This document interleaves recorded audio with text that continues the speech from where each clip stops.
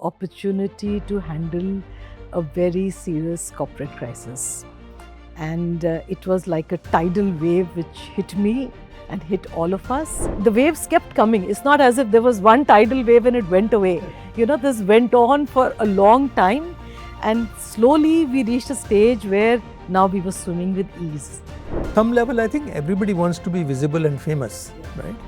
But as a company, you have to have super clarity. What are your key messages? Expecting predictability in a media relations or PR function, I would have concern on. I would say PR is a subset of comms, and comms is a subset of marketing. Because why would you leave your own staff? They are your most important stakeholders, and you will compare it with competition to see how are you faring in terms of getting your narrative out. Getting people to see that this takes time to build. Oh yes. It's not you turn on a tap like a page, and tomorrow it will start. Yeah. From a journalist perspective or a media outlet's perspective, they have to put out a content which their audience will pick up. Yeah. They are not your mouthpiece. It's the human face and the executive who's actually embodying the value, the vision, the credibility of the brand. Because sometimes one big story does for you what many small things can't do. Yeah. Your leader is the brand. End of it, it's all for business.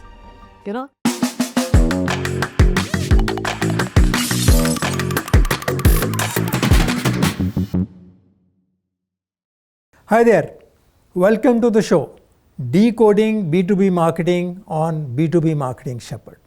I am Rajesh Kumar, your host for the show. After 30 years of experience at companies like Microsoft, SAP, UiPath, Prefetti, and Pernod, I have learned one thing. B2B marketing is a craft, complex, specialized, and many times misunderstood. Now, I help startups thrive as a fractional CMO and in board advisory roles. My book, Decoding B2B Marketing, drops soon on Amazon, so keep an eye out. This show is your shortcut to cutting through the noise. We bring you the sharpest minds in B2B to break down what works, what is hype, and what you can act on today.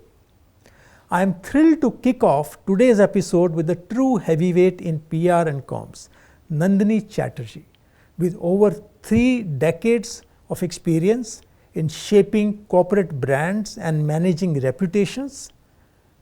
She's led PwC India's marketing and comms across digital and traditional channels for over 2 decades.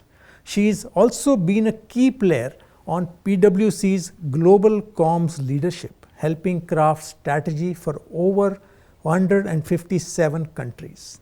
She has her own show, Comms and Conversations. If you want to dive deeper, please go and listen to it as well. With her, we will unpack the whole area of PR, comms, executive comms, and internal comms to get into detail of all the different aspects that will drive insights and learnings for you. So ready to go? Let's crack the code. So thank you, Nandini. Thank you for joining us on the show today. Thanks for having me here. I'm so glad you are here. So I want to start by asking you, what got you into B2B marketing? What's been your journey so far? What have been highs and lows? How has it been? And actually, I also want to ask you, would you do it all over again if you had an opportunity? See, I think I just went with the flow. Nothing was sorted that I need to do this or not do this. So when I started B2C. I was in the television industry, went on to logistics, door-to-door cargo. I think it was end around 99 or early 2000, I moved to B2B. And it was just that the opportunity came my way. So I went into steels, went into chemicals, and then the last 2 decades in professional services. So nothing really planned. And that is what I guess made the journey interesting. Highs, if I were to say, I think it was getting the opportunity to handle a very serious corporate crisis. And it was like a tidal wave which hit me and hit all of us. And it was about, at that point of time, how do you even stay afloat and don't sink? And it took time. It took a lot. I guess the crisis manual or the typical things you would think of doing get thrown out of the window at times like that. You think on the feet. You take risks which you would normally not do. What helps is if the organization is backing you and you have colleagues who understand where you're coming from. And I think that the waves kept coming. It's not as if there was one tidal wave and it went away. This went on for a long time. And slowly we reached a stage where now we were swimming with ease. So that kind of an opportunity to handle and bring the brand back is huge. I think No, so good, so good. And I'd love to drill more as we go forward. So tell me a little bit also about the person, Nandini. I know you do a lot of things. You have a beautiful house in the hills. You paint. I follow your Instagram handle. So tell us a bit about what drives you, what keeps you motivated, engaged. I think my outlook largely is there is this much of time. I need to enjoy that time. And I'll do anything which makes me happy and makes me feel I'm using that time well. To the extent that whether it was going to office, I always felt that whatever time you're there, how can you maximize it? Likewise, I think during COVID, I thought since we are there at home and there is just, the entire day can become a drudgery just doing office work. I went across and got some paints and got acrylic, and started just dabbled into painting. And my own family was very supportive there. And they said, yeah, this is good. And so it kind of happened and I started painting. I do abstract for the simple reason it's easier to manage because I'm not a painter. I haven't learned painting. I love seeing a lot of colors on the canvas. And that's exactly what I've called my Insta channel, where I've started putting some of these paintings. And I think you're being modest. I mean, I quite love the play of colors, especially the last one you did in yellows. Okay. It's so bright, especially if you see in this weather. Yeah. It's just beautiful, and you Yeah, must, continue. I love to look forward to seeing many more, hope so too. artworks from you. So I wanted to ask you to kick off our session today. What's the role of earned media versus paid? Paid is of course easy. Everybody talks about paid. This is the harder route.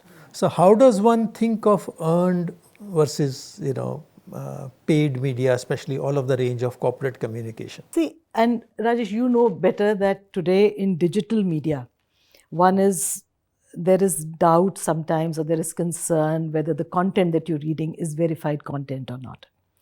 So when it comes to earned media, the expectation is that there is an editorial team which has verified the content. I remember, in fact, Mr. Bhattacharya, AKB, the business standard editor, once telling me that the good part is that we are even thinking about what should be on the front page. So we've actually picked up the important things and put it out for you to read. So the credibility of earned media has in fact increased now over time. So I would say earned is very important. But at the same time, if you've spent a lot of time and if you've invested in creating assets, creating content, can you just leave it to earned? I don't think. I think that is where it becomes important to make sure that your content reaches the target audience. And for that, as you know, on all digital platforms today, you have to pay. So I think they're there. Both of them are going to be there. So let me ask you, so much of digital infusion we have seen over last almost 2 decades now. And so many publications are moving online and so many other channels have opened up. So how has the role of PR evolved in the age of digital? Now, how has the mix changed? And how do we use that combination to our strategic advantage? I feel per se PR has evolved. And I would say PR is a subset of comms, and comms is a subset of marketing. And it's up to the organization and the person who's running it to figure out what is your mandate and to see what you want to bring to the table. Ideally speaking, all this should be looked at as marketing. So whether you're doing media relations, it cannot end over there. So if you have to reach your target audience, you're going to bombard it from all the sides. So the earned media is one side. You're going to go on all the digital platforms and you're going to be advertising. So that's where the paid comes in. You would have you will create joint properties, and B2B, this is a very common thing, that you'll have joint properties with publications, and so those come in. Ideally, this team also looks at all the digital platforms and the own media and how are you putting your content over there. And then you also want to be where your target audience is, and so the programmatic piece comes in. So I think the entire performance marketing, event, PR, communication, and the internal comm piece. Because why would you leave your own staff? They are your most important stakeholders. So, and it doesn't end there, even your alumni. So it's a whole gamut. But yes, in a B2C, marketing is another different leg. In B2B, I feel the entire role has to subsume as a marketing function. Correct, you said it right, and I'm going to in a bit drill down a lot more on internal comms and executive comms. But for now, if I pull out PR, which is like the earned media, press relations, and strategic channels, how does one think about it to build a strategy? How does one drive the focus? And in B2B, because there is not so much of paid focus, because spillage loss and the investment appetite is different. How do you use it for building your brand, establishing your identity? How do you build that strategy? And then subsequently, I'm also going to ask you, how do you operationalize it? The first thing in any strategy is understanding what are the business objectives, right? Understanding what is the problem on hand, what is the challenge that the business is facing. Now, whether it is business or it is an organization, it could be organization perception. So that objective needs to be very clear. And this objective, whether you're doing marketing, whether you're doing PR, whatever you're doing, that objective, you'll agree, is where it all starts. Then the communication of PR or any leg which comes in is how do you build the narrative? What are the key messages which you feel are important to put out in the public domain, which will achieve the objective or the challenge or the problem that you thought of earlier? Moment you have that, then you start figuring out the narratives. So within the messages, what is it that you're going to be communicating, which will deliver the message that you want delivered? And those narratives you start seeding into any connect that is going to happen with the media. Now, the media connect could happen in various ways. So I actually lay a lot of stress on, firstly, the relationship building, which means that, let's say in a B2B setup, that your spokesperson invest time to meet the editors or meet the journalists who are on that particular beat and share information with them. And relationship, the very word relationship means that you're not asking anything in return. You are spending time to help them do the story, let's say, that they are doing. So for example, if you have a journalist who's moved on to, say, a telecom beat, the beat might be new for them, but you are in the telecom industry. You could actually spend time to help the person understand the industry, and you're not saying that give me a code, but I'm here to support you. Then automatically the relationship starts building, so that if somebody is doing a story tomorrow, they're going to come back to you.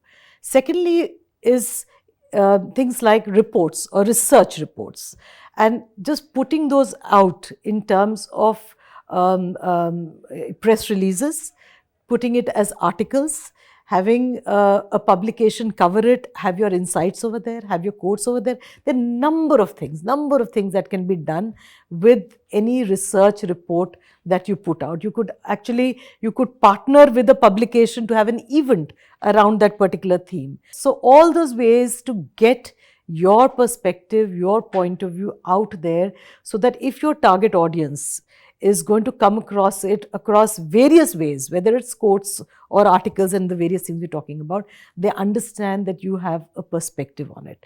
And the credibility then starts building. So that's typically how you would go out and... Correct. And what I've also seen, Nandini, is that getting clarity of objectives which is that it is not. It's actually tough. It's very tough. It's very tough. It's easier said than done. Yeah, because at some level, I think everybody wants to be visible and famous, right?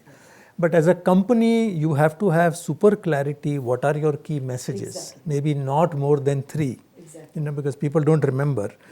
Do them consistently, do them with credible support points, data points, information, research, so that people get what is generally not known. Yeah. So what I typically would do when you're measuring or evaluating your outreach, you would actually see that of your messages which have gone out, and every clip would get qualified to see that what percentage of the clips carried those 3 or 4 messages that you wanted to put out, and you will compare it with competition to see how are you faring in terms of getting your narrative out. Yeah, I mean, other thing I've also always seen also is that at some level, even within the organization, everybody wants to speak to press, right? But if you fragment that, then press gets confused. So you have to have very few limited, specific spokespersons identified with a particular topic or an area of messaging which is aligned to their role and seniority in the system. And they consistently talk. Like you said, when you build relationship, they have to be meeting the same person and feel like they have a direct line or access. That consistency also internally takes a lot of effort to do. Absolutely. Right? And I mean, getting people to see that this takes time to build. Oh yes. It's not you turn on a tap like a paid, and tomorrow it will start. Unless they get to know you, get to believe you, see enough value.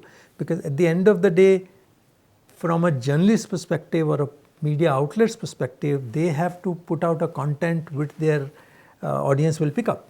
Yeah. They are not your mouthpiece. So interesting question I'm remembering that I used to be asked, that you build so and so, let's say for a sector. So in a consulting, you'll have 15, 20 sectors and you build somebody. The person leaves.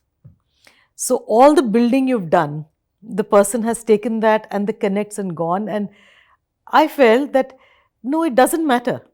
Because not only will you be able to build the next person, it's a question of how I build that. Will the other person have the competency to do the same, I shouldn't say magic, but to actually deliver it in the same way or not? And I found that I was always able to build the next person, so it made no difference.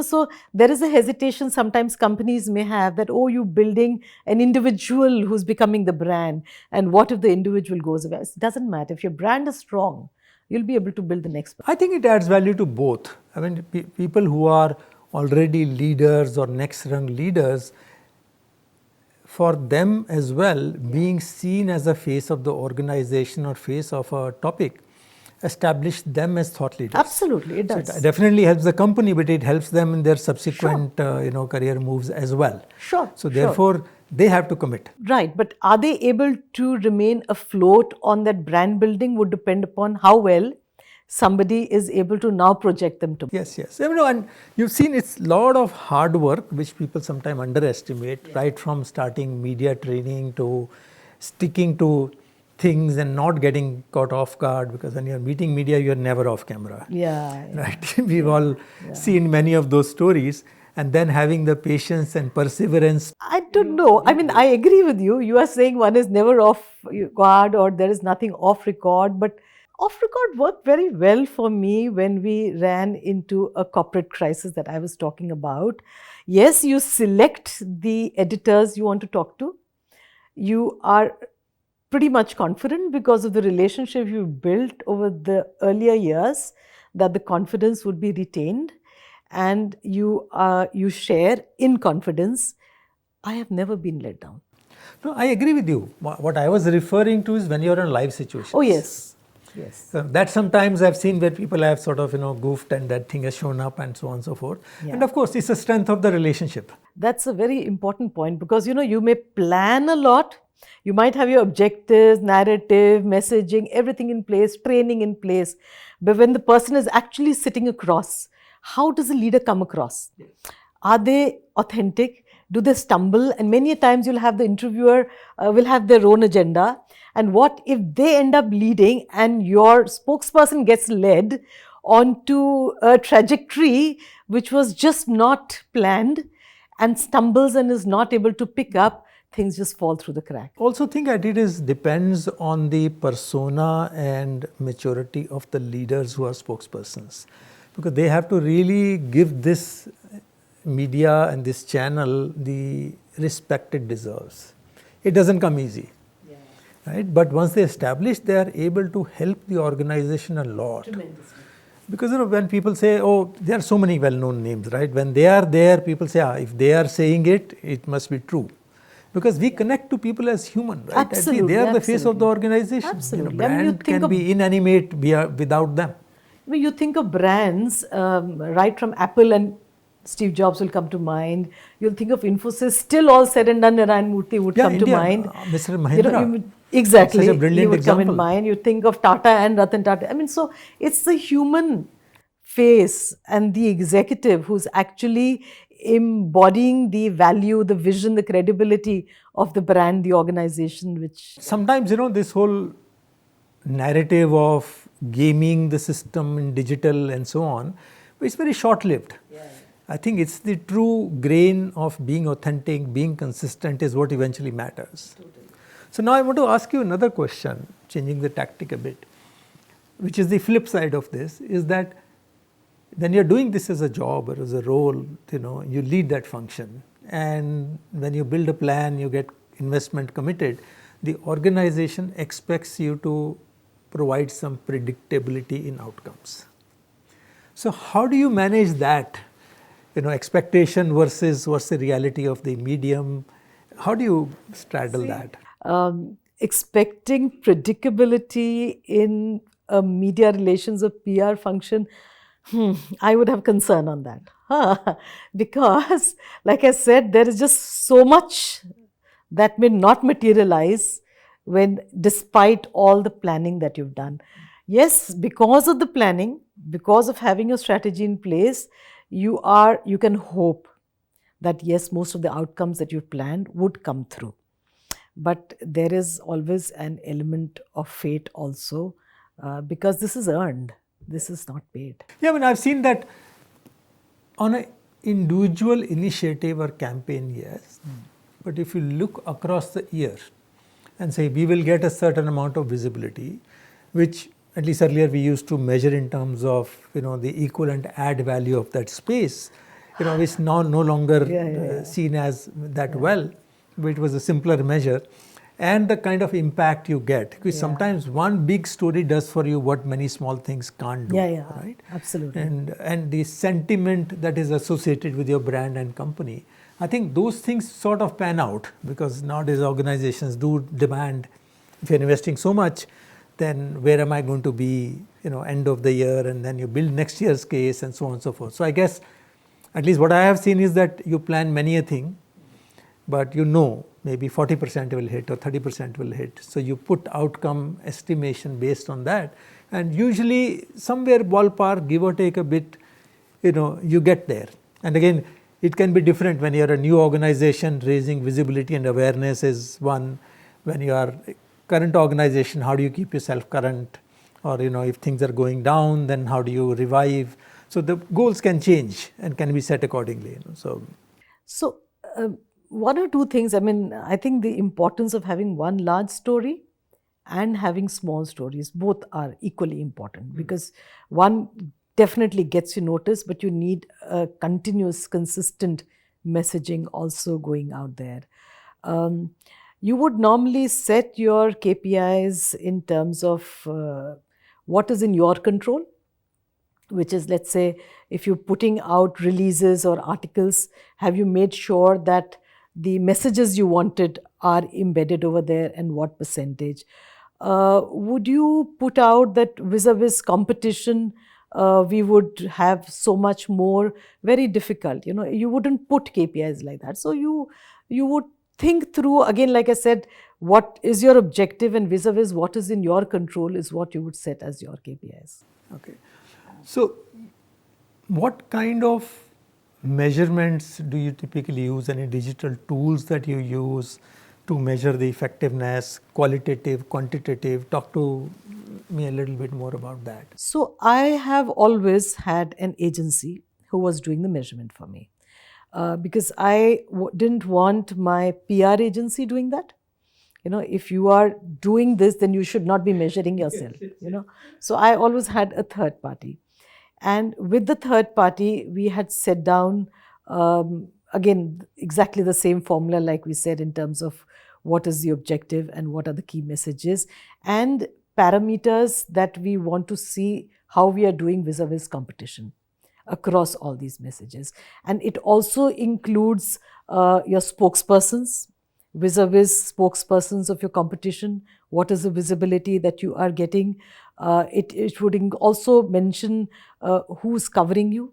Are you missing out on the journalists? So there'll be a huge number of parameters that you would put down. One, which link to the business priorities. Second, which see can you improve the efficiency of the team. So both would be looked at and evaluated. On social media, typically it's a little easier, because you can directly see is engagement happening, you can see what is the kind of viewership that is happening, and in case you are actually your role is also to look at generating leads, things are relatively easier. I think different tools, I've also seen different tools, but these social media also, some platforms allow you access, some don't allow you access, so then you have to do many things manual. But yes, you can do sentiment and so on. Yeah, there is nowadays. sentiment. You would do that. Helps a you lot, would see how much of positive, neutral, negative. And then you don't just do the data. You also do an analysis of what got you the positive and what got competition the positive, what got you the negative, what is getting them visibility. So you'll have a qualitative section flowing along with the data, because you actually study the qualitative to decide if there is any tweaking you need to be doing in the plan. So I'm going to ask you a more basic question, just for benefit of our viewers. Tell me what tactic you use where, from press release to press conference to one-on-one, meetings, interviews, industry stories, getting quotes. So how do they fit into the mix, and what do you target for what? It'll depend upon what you're trying to achieve. So if you have your tactics would depend totally on, like I said, what you're trying to achieve. So give me some examples. Example like what? Tell me. I mean, in which situation you will do a press release, which situation you will do a press conference. Okay. If you have something major to announce and you feel that you can handle 20 people at a shot, because the flip side of a press conference is that if one person goes off on a tangent, would your spokesperson still be able to manage? But if you have a major announcement, let's say you're going to say something which is going to create a lot of jobs, is going to help the economy, it has some role to play in the India growth story, you would call for a press conference and put it out. And after the press conference, there would be a press release which will be as part of the handout to everybody. What you may do, and many a times what you do is, you could give an exclusive to one or two in advance, even before all this has happened. So which could be an exclusive interview with your spokesperson, which goes deeper. Now, but that's put with an embargo, that you will only put it out after the press conference is done. Now, the advantage for the media person is they've already got all this, they've canned it, it's all there, they just have to press the button. There could be times that you've given the press release and you've actually given the entire report, let's say a research report, because for a research report, a person has to spend time to understand it, absorb it, and write an article. So you could give it under embargo much in advance to the journalist to actually study it. So those are some of the things you would plan, so that when you actually lift an embargo, whether it's in the form of just a release, whether it's a press meet that you're doing, the content is already sorted and well organized. So let me ask you two separate things. First, and you alluded to this in the opening comments, how does the internal comms fit in? I mean, nowadays many organizations are quite large. The employees have become very vocal. They're all on social media. and there is higher or more recognition of the fact that happy employees are happy customers, right? And the brand is as much internal facing as much external facing. So what role does the CorpCom team play in managing internal communications and in fact even executive comms? Because executive comms is also outside. Yeah, so let me pick up the internal comms first. I think this CorpCom teams are typically handling internal comms. In the past decade or so, it has become extremely important as digital has increased. Companies have realized that here you have a captive audience of brand ambassadors. An audience where you can understand what motivates them or what frustrates them. And you can actually address that and make sure that what they are putting out is positive. Now, here is where the interesting part is that HR and comms need to collaborate to put it out. And while HR could look at the policies or whatever else has to be done, let's say there is some change campaign or a reward recognition or whatever, I think the comms need to be increasingly part of that planning exercise. But it doesn't end at the what. Finally, what matters is that how did it get delivered so that it resonated positively with the employees. And that is where the comms team has a very important role to play. I think in the new age organizations, and the whole persona of leader has changed from being one behind the corner office door to one within the people. So we are seeing, especially both actually, but especially younger leaders and founders coming in and doing town halls, walking the corridors, doing many types of activities which motivate people. To engage people, motivate people. To hear firstly. Things like employees rating of CEOs which go into the company brand, employer brand and so on and so forth, right? So a lot of those things are as effortless they seem, but they require a lot of work behind the scenes. No, they do. And nothing better than actually having a room where you have, say, 10 people or 15 people, and let's say the CEO is able to engage, you get to hear. And if you're able to get them to open up and not say all the right things. Yeah, but tools have opened up. Earlier it used to be memos. Now there are town halls, there are video calls, and there are so many different things. Memos increasingly are going down because the feel is nobody reads it. That's only informational, right? And what about executive comms? Talk to me a bit about how does that work? The same logic, because at the end of the day, your leader is the brand, and the value of the brand, the vision, the credibility, like I said earlier, is the leader. And how you put the person out is how the person can not only inspire internally, but actually build trust externally. And that is where the role of the comms people definitely come in. So typically for a leader also, you would work out, depending on the interest of the leader, that what are those, say, 3 or 4 pillars for messaging that are relevant and important for the leader, which also sink into the brand's priorities. And then you would start putting that out. And now with social media and LinkedIn and Twitter, there is so much. And it doesn't end there. It's events. How can you get them at the right event? Event, I've always felt, it's not just that you are there on a panel to speak. You getting to engage with other panelists. It's a networking forum. And if you are at a right platform, what better? So there are so many things which go into positioning the leader properly outside. Yeah, and I've seen that this actually is almost like producing a movie. I've seen when the leader has to speak at a big global conference, external or even big, employee annual retreats or annual meetings, sales kickoffs. It's like a full production. And the CEOs who recognize the importance of this work really hard. You bet. I have seen CEOs, before any such event, there would be a team of people who would actually sit with them, who would be briefing and discussing and also talking about a lot of things that are happening in the ecosystem or what could actually come up and what is the best way to address it. Again, everything sinking into the priorities of business, because end of it, it's all for business. So there would be a proper discussion and planning and agreement. I've been on how part to of many go. of these, and those are the few things people remember. It's And if you almost don't starting. do that, you're getting into a problem. And it's like you're starting from what will the audience want to take away? Yeah. What are our core messages, and how do you visually, orally, by stage presence, deliver them in the most effective manner? That's the catch here. If you know that these are my three messages, even if the person on the other side is trying to take you on to some other, you bridge. You might say, okay, that's a great question, but let me first tell you, and you bridge. And leaders learn and they know how to do this very well to get your messages out.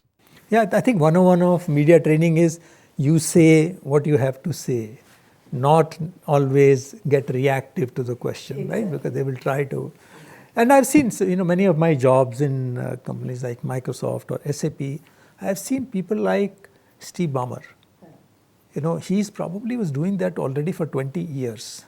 Yeah. Global big conference, I saw him walking out of this, arena, 4 o'clock in the morning, all sweaty with a bottle of water in hand because he had been practicing 3 hours to deliver that next morning session for 25 minutes.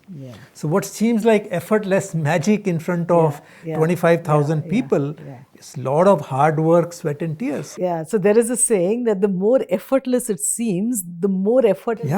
You can be spontaneous after a lot of effort.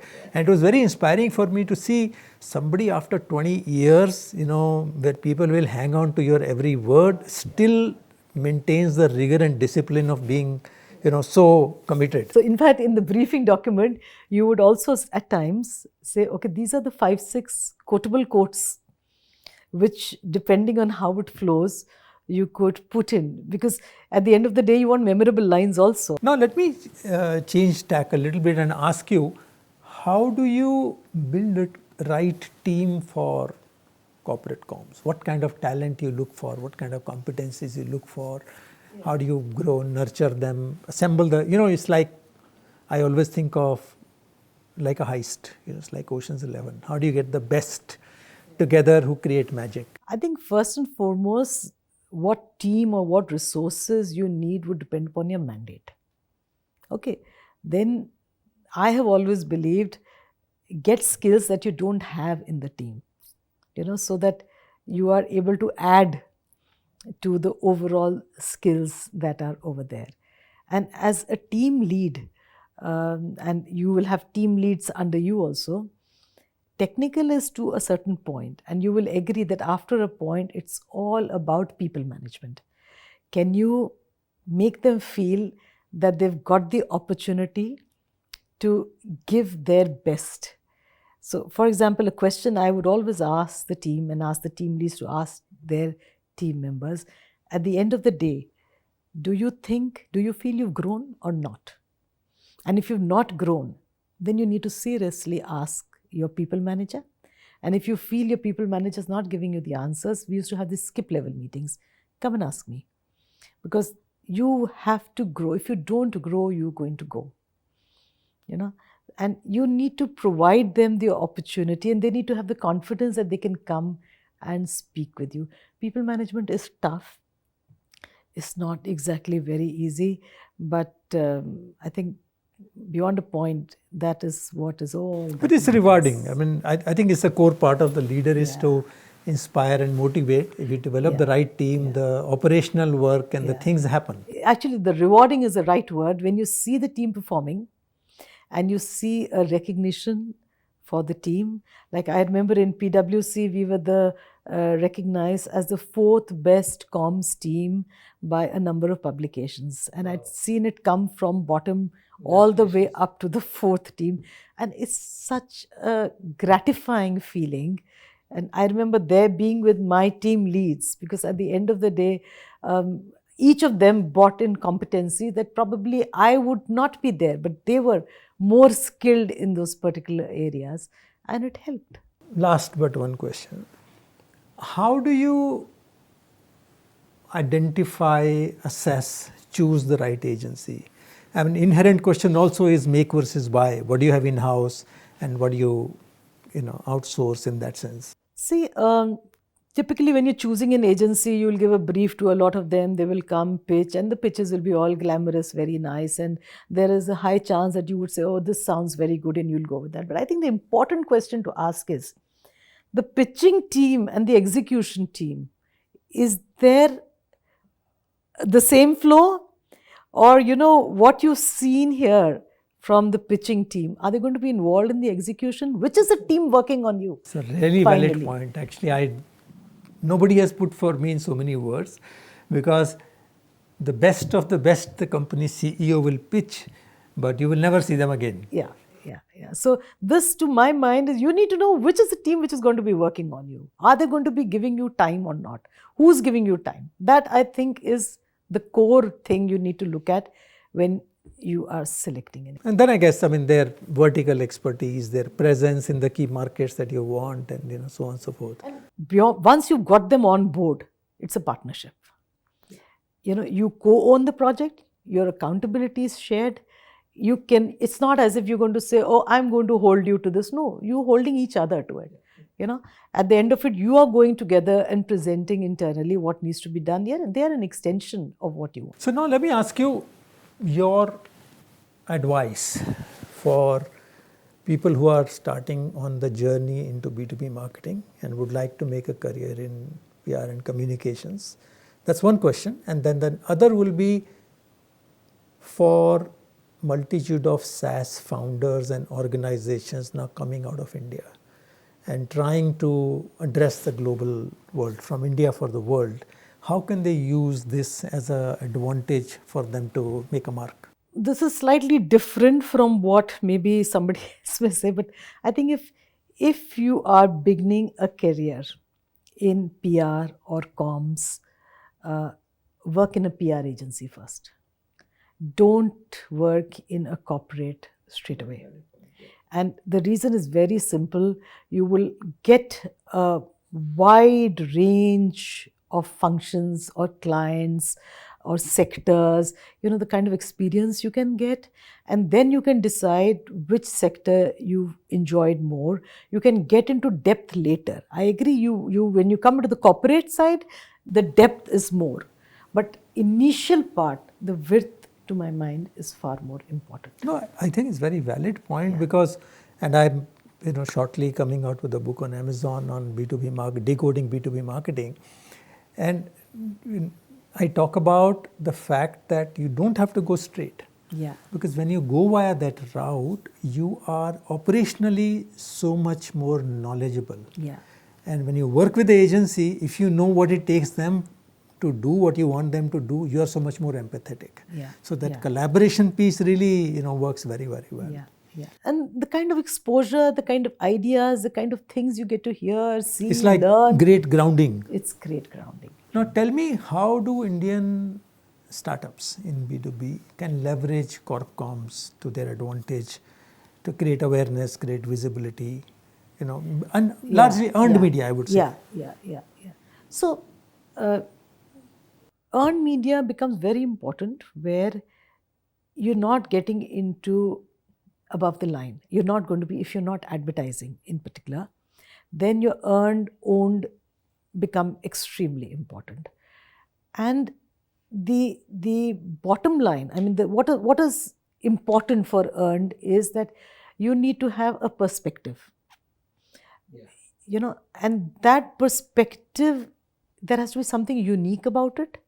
If you have something, or let's say you own a particular domain and an area, and you start putting out your perspective on that, and if there is anything topical that is happening, you are putting out your perspective on that. Slowly, you meet, like we said initially, you meet people, you share your perspective. That's how earned media will start working for you. You should be able to write articles again, but the crux of this is you need to have a perspective. You need to have a point of view. Now, if you don't have that, and if it is all from public domain and it is AI-led content, no, you need to have. And I think most startups, when they've got into something, would have a point of view that they want to put out. No, I agree. I think I read this yesterday somewhere. In the age of AI, you have to become even more human. Yeah. right? Yeah. That's what appeals. And Yeah. I think in case of a startup, the persona of the founder is so much more inseparable from the persona of the Absolutely. organization. Absolutely. So you just cannot afford to focus only on building product and Yeah. being behind the scene. Yeah. You have to make the effort to be the visible face of the organization.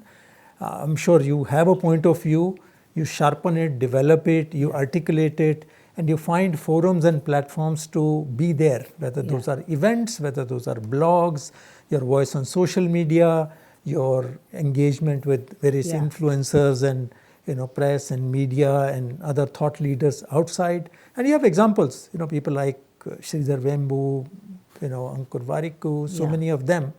They have a persona, they talk about it, and people hear them, Yeah. right? Yeah. And people Yeah. come across to them and then say, oh, this person or this company or this brand has a point of view. Yeah. And eventually people do buy a point of view, Yeah. and point of view they connect. With earned media, it is point of view. But I think the only one point I want to mention here is that while many promoters might be naturally good and may have the flair for when it comes to engaging, training is important. So even if you think you're a natural, do invest time and money into somebody actually training you on how to appear so that you are perceived positively, how to engage. No, I agree. I think natural idea of being a natural is oversold.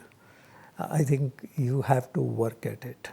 Get all the best help, best team, best agency, best training possible to eventually bring out that magic in the front. Even Hollywood and Bollywood actors do that. There's a lot of effort that goes behind which you don't see, but as long as you get that outcome and result, I think it's all worth it. Yeah, because once you falter somewhere or once something goes wrong, it takes ages to swipe it clean. Only one thing I missed out, and I want to be very brief because running out of time, is talk to us about a crisis management. I mean, how do you manage a crisis when it hits you unannounced? What role do you play? See, crisis management, the typical flow would be, okay, get the facts right, get a team in place, get the strategy in place. Are we going to speak? Are we not going to speak? Who is going to speak? Get a right spokesperson in place, and then the narrative, and look at the platform on which you're going to be speaking, and then you monitor and you measure. This is all fine. This is a typical playbook. But I think the important part of a crisis is what do you do in the dark period? What do you do before a crisis hits you? So right from your social listening to scenario planning to simulation exercises. And today there are agencies that will help you to do that. Simulation, that if this happens, how are you going to react? If something flares on social media, how are you going to manage it? Who's going to manage it? What are you going to be putting out? You'll have a whole lot of scenarios also in place. At least some homework is done so that when it actually hits you, you're not stumbling and kind of clutching at straws to figure out and hope that you can sail through it. So I think that dark period before a crisis is very important. So well said. Thank you so much, Nandini, for joining us today. What a brilliant insight into the power of PR in B2B marketing. Huge thank you to Nandini for sharing her wisdom and experience. If you found value here, please hit a follow, leave a quick review, or share this episode with a friend who's serious about leveling up their B2B marketing game. If you got a question or a topic you want us to decode next, drop me a line here or reach out on LinkedIn. I am all ears. Thank you for tuning in. Remember, don't follow the herd. Lead it. You are the shepherd. So until next time,